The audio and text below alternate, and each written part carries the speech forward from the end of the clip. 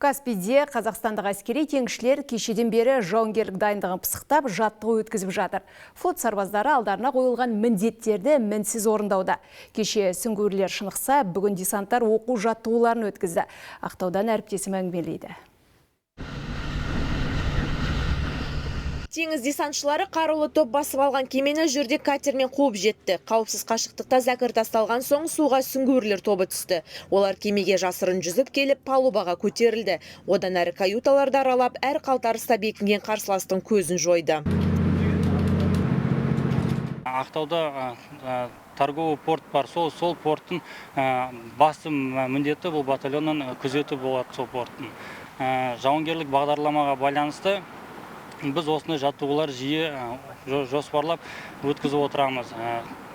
Негізі марш-бросок пен жаңағы ұрыс тәсілдер ол күнделікті болатын жаттығулардың бірі болып келеді.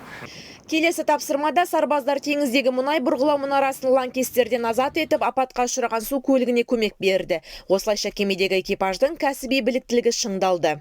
Проводится командалық штабтық оқу жаттығуға әскери корабльдер, авиациялық база экипаждары мен шекара қызметінің бөлімшелері қатысты. Әскери қызметшілер теңіз инфрақұрылымын қауіпсіздігін қамтамасыз ету, әскери техникалық көмек жеткізу секілді тапсырмаларды сәтті орындады.